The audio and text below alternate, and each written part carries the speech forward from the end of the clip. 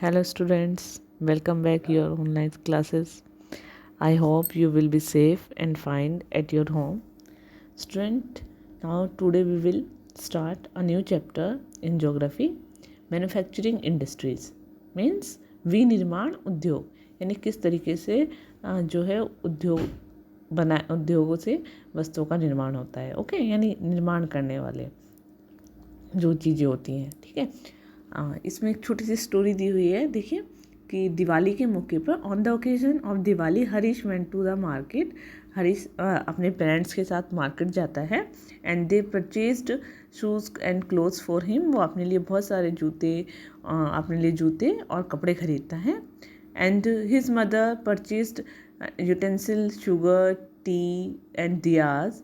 ठीक है, यानी मिट्टी के जो दिए होते हैं वो उनकी मम्मी मिट्टी के दिए, बर्तन और चीनी, चाय, सारी चीज़ें खरीदती है। Okay, Harish observe that shops in market were flooded with items for sale. Harish देखता है कि जो दुकान है उसमें बहुत सारी मात्रा में ये सारी चीज़ें भरी हुई हैं और ये देखकर वो बहुत ज़्यादा हैरान हो जाता है। ठीक है, he wondered how so many items could be made in such large quantity. वो ये देखकर हैरान होता है कि इतनी सारी चीज़ें इतनी मात्रा में कैसे बन सकती हैं। ठीक है, यानी चीज़ों को इतनी ज़्यादा मात्रा में देखकर वो बहुत ज़्यादा हैरान हो जाता है।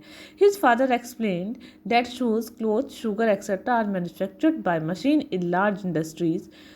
सम utensil are manufactured in small industries while item like diyas are made by individual artisans in household industries। यानी वो ये कहता है, उसके फादर समझाते हैं उसको कि जैसे आपके जूते हैं, कपड़े हैं, ये बहुत बड़ी बड़ी मशीनों के द्वारा बनाए जाते हैं। ठीक है, और छोटे उद्योग जो हैं वो बर्तन जैसी चीज़ें बनाते हैं। लेकिन जैसे मिट्टी के दिए हैं, ये कौन बनाता है? इनको जो आर्टिशियंस होते हैं वो अपने हाउस होल्ड इंडस्ट्रीज में बनाते हैं, यानी अपने घर पर ही वो इन सब चीज़ों को बनाते हैं।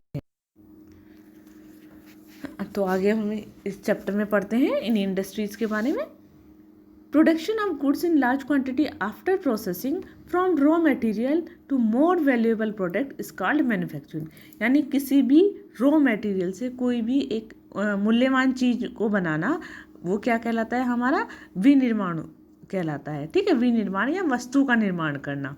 ठीक है, यानी जैसे कि आपका शुगर कैन है। शुगर कैन क्या है? शुगर कैन जो है खेतों में होता है, एज अ रॉ मटेरियल उसको यूज़ किया जाता है शुगर बनाने में। जब जो किसान होते हैं, जब वो शुगर कैन को मील में बेचते हैं, यानी ठीक है, यानी फिर उसका क्या होता है, उसमें प्रोसेस होता है, प्रोसेस के द्वारा उसको किस में चेंज किया जाता है? शुगर में चेंज किया जाता है। यानी किसी भी रॉ मटेरियल को प्रोसेसिंग के द्वारा उससे जो है वैल्यूएबल प्रोडक्ट बनाना, वो हमारा मैन्युफैक्चरिंग कहलाता है। ऐसी बहुत सारी चीज़ें होती हैं जैसे कि जिनसे हम बनाते हैं इस तरीके से कोई भी प्रोडक्ट। जैसे कागज़ लकड़ी से बनाया जाता है। ओके, तो यानी लकड़ी जो है वो हमारा रॉ मटेरियल है, और जब उसको प्रोसेस के द्वारा कागज़ बनाया जाता है तो कागज़ हमारा क्या कहलाता है?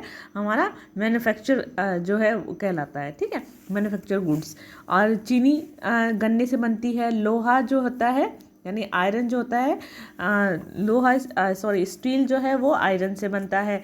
And sugar from sugar cane. Okay, aluminium from bauxite. Aluminium किससे बनता है? बॉक्साइट से बनता है। तो इसी तरीके से क्या आपको पता है कि बहुत सारे किस्म के कपड़े भी ऐसे ही इस तरीके के ही जो प्रोडक्ट होते हैं उनसे बनाए जाते हैं।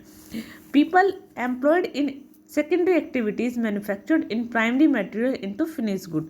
जो सेकेंडरी जो एक्टिविटीज़ में जो लोग लगे हुए हैं वो क्या करते हैं? वो वस्तुओं को जो है उनको फिनिश्ड गुड में चेंज करते हैं। ठीक है, यानी लोग जो सेकेंडरी एक्टिविटीज़ में लगे हैं, आप पहले पढ़ चुके हैं बेटा, जितनी भी हमारी जो फर्स्ट प्राइमरी में हमारे कौन कौन सी इंडस्ट्रीज़ आती हैं या प्राइमरी एक्टिविटीज़ कौन कौन सी होती है जो डायरेक्ट हम जिनको यूज़ करते हैं। ठीक है, यानी जैसे ही आपने शुगर कैन डायरेक्ट लिया उसको शुगर केन उगाया और डायरेक्ट उसको यूज़ कर लिया, तो वो हमारा प्राइमरी एक्टिविटीज़ आ गई। बट शुगर केन से जो चीनी बनने का प्रोसेस है, वो जो प्रोसेस है ये हमारा सेकेंडरी एक्टिविटीज़ में आता है। बट उस शुगर को जो कस्टमर तक पहुंचाने में जितनी भी सर्विस लगी है वो हमारी टेरिटरी सेक्टर में आती है। ओके, तो इसी तरीके से बहुत सारे लोग जो होते हैं वो सेकेंडरी सेक्टर में लगे हुए हैं और वो क्या करते हैं, फ्रीज गुड्स बनाते हैं। They worked employed in steel factories, car, breweries, textile industries. और वो कहाँ पर काम करते हैं, स्टील में, कार फैक्ट्रीज में, कपड़ा बनाने वाली उद्योग में, बेकरी में, और वो जो पेय पदार्थ संबंधी जो उद्योग होते हैं उनमें लगे हुए होते हैं। ठीक है, एज अ लेबर काम करते हैं वो। और कुछ लोग क्या होते हैं, वो सिर्फ अपना जो है वो अपनी सर्विस ही देते हैं। ठीक है, some people are employed in providing service, अपनी सर्विस देने में ही लगे हुए हैं। In this chapter we are mainly concern with the secondary sector. और इस चैप्टर में हम ज़्यादातर जो है किसके बारे में पढ़ेंगे, हम सेकेंडरी सेक्टर के बारे में ही पढ़ेंगे। ठीक है, और किसी भी the economy strength of the country is measured by the development of manufacturing sector industries. और किसी भी देश की जो इकोनॉमिक डेवलपमेंट है वो वहाँ के जो मैन्युफैक्चरिंग इंडस्ट्रीज़ है उसके डेवलपमेंट के द्वारा ही नापी जाती है। ठीक है, यानी किसी कंट्री का कितना मैन्युफैक्चर इंडस्ट्रीज़ हैं उसी के अकॉर्डिंग हम जान सकते हैं कि ये कंपनी जो है ये जो कंट्री है वो कितने ज़्यादा डेवलप्ड है। Okay, importance of manufacturing. अब मैन्युफैक्चरिंग की क्या इम्पोर्टेंस है। Manufacturing sector is considered the backbone of development in general and economic development in particular, mainly because यानी जो हमारा मैन्युफैक्चरिंग सेक्टर है वहाँ पर उसमें जो मैन्युफैक्चरिंग सेक्टर है वहाँ पर जो विकास है या उसकी जो आर्थिक विकास की रीढ़ की हड्डी समझा जाता है, उसको बैकबोन समझा जाता है। हमारा नॉर्मली जो हमारा डेवलपमेंट होता है या फिर हमारा इकोनॉमिक डेवलपमेंट होता है, क्यों समझा जाता है, देखिए बेटा अब इसके पीछे बहुत सारे रीज़न है। ठीक है, ऐसे ही मैन्युफैक्चरिंग इंडस्ट्रीज़ को हम बैकबोन नहीं कहते हैं। अब वो रीज़न कौन कौन से हैं। Manufacturing industries not only help in modernising agriculture which forms the backbone of our country. जो मैन्युफैक्चरिंग इंडस्ट्रीज़ है वो ना केवल जो हमारा एग्रीकल्चर है उसको मॉडर्नाइज करने में हेल्प करती है, बल्कि वो क्या करती है, they also reduce heavy dependence on people on agriculture income by providing them job in secondary and territory sector. वो जबकि क्या करती है, वो रिड्यूस करती है किसको, जो हमारा जो लोग हैं वो बहुत ज़्यादा डिपेंड हैं किसके ऊपर, एग्रीकल्चर के ऊपर। तो वो एग्रीकल्चर का जो डिपेंडेंस है उसको रिड्यूस करती है। कैसे रिड्यूस करती है, अब देखिए जो लोग पहले क्या करते थे, एग्रीकल्चर में लगे हुए थे, ठीक है, यानी वो खेती करते थे। बट अब जो ये मैन्युफैक्चरिंग इंडस्ट्रीज आ गई है, अब वो बहुत सारे लोग कंपनीज़ में काम करने लगे हैं। ठीक है, अब बहुत सारे लोग जो टेरिटरी सेक्टर है यानी उस प्रोडक्ट को, फिनिश गुड को वो कस्टमर तक पहुंचाने में लगे हुए हैं। तो लोगों को बहुत सारी जॉब मिल गई तो एग्रीकल्चर सेक्टर पर जो बर्डन था वो कम हो गया। ठीक है, यानी एक किसान जैसे बेटा पहले क्या करता था, पहले टमाटो उगाता था। ठीक है, तो सारा अपने परिवार को पालने का उसके ऊपर उसके ऊपर बर्डन था। लेकिन अब वो क्या करना है, जब से मैन्युफैक्चरिंग इंडस्ट्रीज आई, जैसे उसने टमाटो से क्या बनाना शुरू कर दिया, टमाटो केचप बनाना शुरू कर दिया। ठीक है, तो क्या हुआ, उसके पास एक अर्निंग का एक नया सोर्स आ गया। ठीक है, यानी अब तक वो एग्रीकल्चर के ऊपर डिपेंड था, अब उसके पास अर्निंग का नया सोर्स आया कि वो टमाटो से टमाटो केचप बनाता है और उस केचप को लोगों तक जो है वो मार्केट में बेचता है। तो इससे लोगों को जॉब भी मिली, यानी उसकी फैमिली में अगर 4 लोग थे तो 4 में से 2 जो है खेती में के काम में लगे हुए हैं और 2 सेकेंडरी और टेरिटरी सेक्टर में लगे हुए हैं। ओके, ठीक है, इस तरह से वो रिड्यूस करता है बर्डन को। Industrial development in precondition for the reduction of unemployment and poverty from our country. जो हमारा देश में बहुत सारे जो इंडस्ट्रियल डेवलपमेंट हुई है, ठीक है, उसकी वजह से क्या है, जो गरीबी है और जो अनएम्प्लॉयमेंट है वो भी बहुत सा कम हुआ है। ठीक है, यानी किसी भी देश की इंडस्ट्रियल जो उसकी डेवलपमेंट होती है वो बेरोजगारी और गरीबी के लिए बहुत ज़्यादा एक आवश्यक शर्त है। यानी जब गरीबी कम होगी और जब बेरोजगारी नहीं होगी तो क्या होगा, लोग जो हमारी जो कंट्री है वो डेवलप्ड करेगी। तो ठीक है, इसी तरीके से मैन्युफैक्चरिंग इंडस्ट्रीज़ क्या करती है, जब वो लोगों को बहुत सारे काम देती है तो लोगों की गरीबी कम हो जाएगी, यानी सभी सबको एम्प्लॉय मिल जाएगा, सब एम्प्लॉयमेंट उनको जॉब्स मिल जाएगी। ठीक है, तो उनकी गरीबी दूर हो जाएगी, गरीबी दूर होगी तो देश का जो है इंडस्ट्रियल जो है उसकी इकोनॉमी जो है हमारी वो प्रोग्रेस करेगी। Okay, this was the main philosophy behind public sector industries aimed as bring down and This was the main philosophy behind public sector industries and joint sector venture in India। यानी इस तरह की हमें कहाँ देख सकते हैं, भारत में जो पब्लिक सेक्टर है या जो जॉइंट सेक्टर है वहाँ पर इस तरह की चीज़ें हम देख सकते हैं। लोग क्या है इस तरह के क्षेत्रों में उद्योग जो होते हैं वो इसी विचार पर आधारित होते हैं कि गरीबी और बेरोजगारी को हम दूर करेंगे। Okay, it was also aim to bring down regional disparities by establishing industries in tribal and backward areas. और ऐसा कैसे क्या होता है, जो जनजाति जो क्षेत्र होते हैं, ट्राइबल एरियाज जो होते हैं या जो पिछड़े हुए क्षेत्र होते हैं, जो बैकवर्ड क्षेत्र होते हैं, वहाँ पर क्या है उद्योगों की जो स्थापना की जाती है, जो इंडस्ट्रीज लगाई जाती हैं वो मेनली इसी पर्पज़ से लगाई जाती है ताकि जो वहाँ पर किसी भी रीजन की जो को लेकर जो असमानताएँ हैं, ठीक है, यानी जो वहाँ के किसी भी रीजन को लेकर डिस्पार्टीज़ हैं वो दूर हो जाए। ठीक है, वो जो बैकवर्ड है जो एरियाज़ वो वहाँ पर बैकवर्डनेस ना रहे। नेक्स्ट है export of manufacturing good, expand trade and commerce and bring in much needed foreign exchange. अभी क्या करता है, जो मैन्युफैक्चरिंग इंडस्ट्रीज़ होती है वो हेल्प करती है फॉरेन गुड्स लाने में, वो हेल्प करती है व्यापार को बढ़ाने में। कैसे हेल्प करती है, देखिए बेटा, जैसे अभी मैंने आपको बताया कि एक किसान जो था पहले वो खेती के ऊपर डिपेंड था, फिर इंडस्ट्रीज क्या उसने प्रोसेस बनाया, यानी प्रोसेस किया, उसने टमाटो से टमाटो केचप बनाना शुरू कर दिया। अब उस टमाटो केचप को वो अपनी कंट्री में ही नहीं बल्कि अदर कंट्रीज़ में भी जब उसको वो एक्सपोर्ट करेगा तो वहाँ से क्या होगा, उसको फॉरेन एक्सचेंज मिलेगा, यानी विदेशी मुद्रा मिलेगी। और जब विदेशी मुद्रा मिलेगी तो उसकी कंडीशन अच्छी होगी। ठीक है, उससे क्या होगा, यानी देखो दो बेनिफिट है, यानी उनके जो व्यापार है, उनकी जो ट्रेड है, ट्रेड को बढ़ावा मिलेगा एंड देन क्या होगा, उसकी गरीबी भी दूर हो जाएगी। ठीक है, क्योंकि उसको विदेशी मुद्रा मिलेगी, उसको अर्निंग का नया सोर्स मिलेगा। ओके, तो ये हेल्प करता है हमारा ट्रेड को एक्सपेंड करने में और जो है फॉरेन एक्सचेंज में। ओके, नेक्स्ट है countries that transform their raw material into a wide variety of finish good of higher value as prosperous. और जो देश हैं, ठीक है, जो कि विकसित हैं, वो क्या करते हैं, जो कच्चे माल को विभिन्न अलग अलग और बहुत ज़्यादा कीमती, ठीक है, माल को निर्मित करते हैं और उनको बेचते हैं। ठीक है, यानी बहुत ही रॉ मटेरियल से वो बहुत अच्छा माल बनाते हैं। तो इससे क्या होता है, अलग अलग क्षेत्रों में उनका इंडस्ट्रियल डेवलपमेंट होता है। ठीक है, और बहुत जल्दी है किसी की वजह से पॉसिबल होता है, इसी वजह से पॉसिबल होता है। ठीक है, और देश में खुशहाली आती है। ओके, नेक्स्ट है agriculture and industries are not exclusive for each other. जो एग्रीकल्चर है और जो इंडस्ट्रीज हैं वो दोनों एक दूसरे से अलग नहीं हैं। ठीक है, they moved hand in hand, और वो क्या करते हैं, एक दूसरे के पूरक हैं, यानी ठीक है एक दूसरे के पूरक होकर काम करते हैं।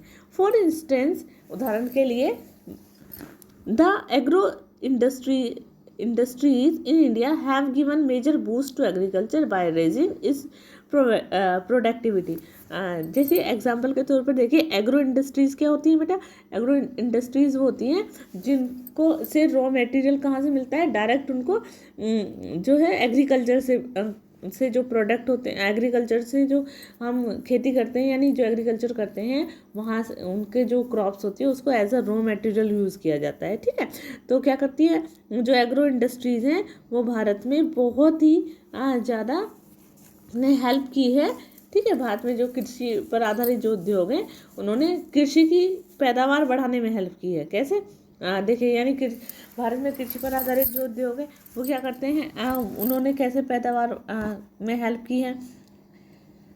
ये क्या करते हैं, ये उद्योग कच्चे माल के लिए किस पर निर्भर होते हैं, अभी जैसे मैं बताया कि डिपेंड होते हैं रॉ मटेरियल के लिए, ठीक है, अपने कृषि पर। ठीक है, और इसके द्वारा जो निर्मित उत्पाद होता है, यानी जब ये रॉ मटेरियल के रूप में कृषि को यूज़ करते हैं, उसके बाद ये जो प्रोडक्ट्स बनाते हैं, ठीक है, they depend on later of for raw material and sell their product, और अपने सामान को बेचते हैं, ठीक है। तो जैसे कि सिंचाई के लिए पंप, उर्वरक, कीटनाशक, प्लास्टिक पाइप, मशीनें, औजार, इस तरह के आदि चीज़ों पर क्या है, किसान जो है वो डिपेंड होता है। जब वो इन पर डिपेंड होता है तो ये चीज़ें कहाँ से मिलती हैं उसको, ये इंडस्ट्रियल मैन्युफैक्चरिंग इंडस्ट्री से ही मिलती है। Okay, India's prosperity lies in increasing and diversifying its manufacturing industries as quickly as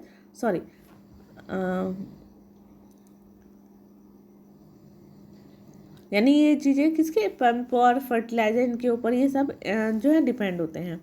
third, development and competitiveness of manufacturing industries has not only assigned agriculture in increase their production but also made the production process very efficient।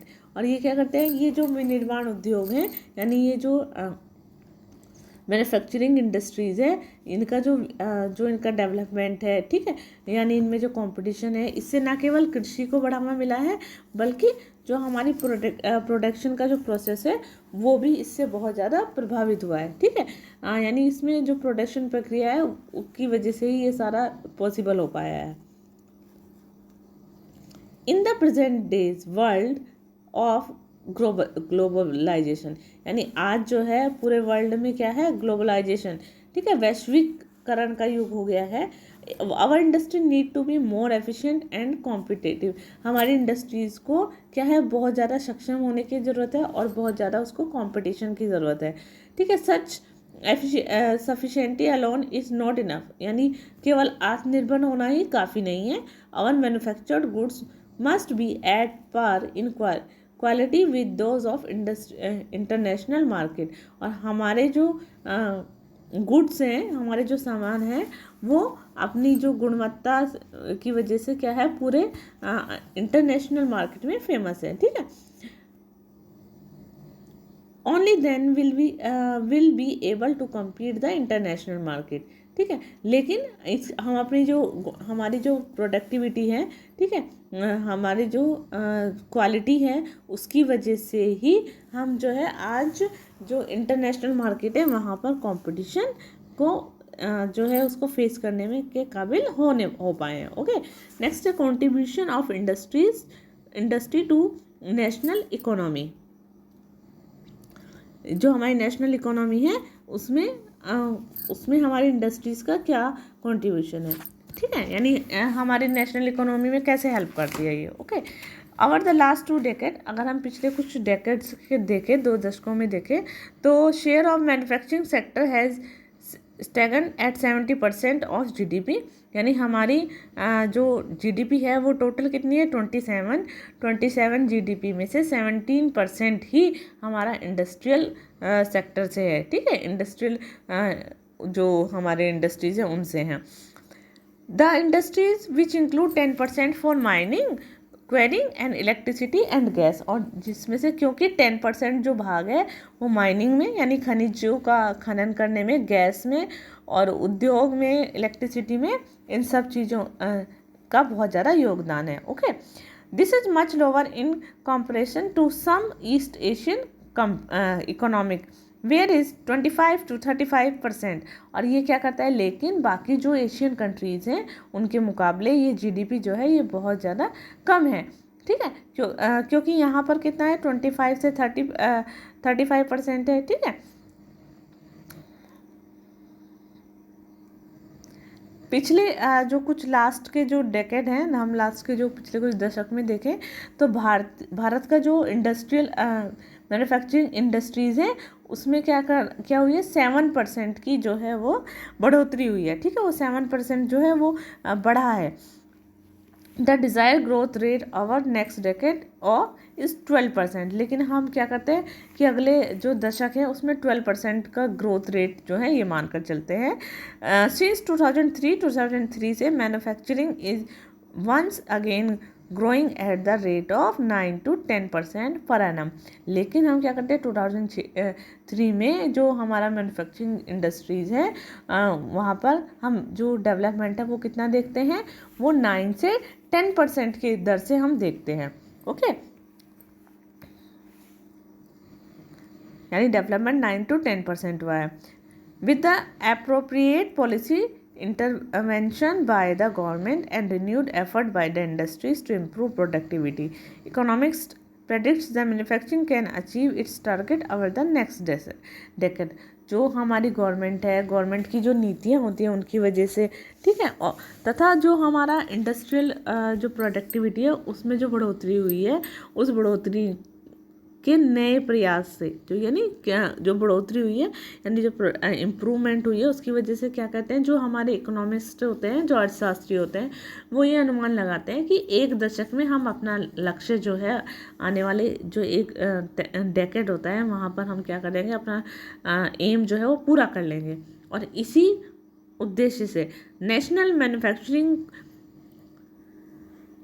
Competitiveness council की स्थापना की गई है, यानी इसी उद्देश्य से राष्ट्रीय विनिर्माण प्रतिस्पर्धा परिषद की स्थापना की गई है। ओके।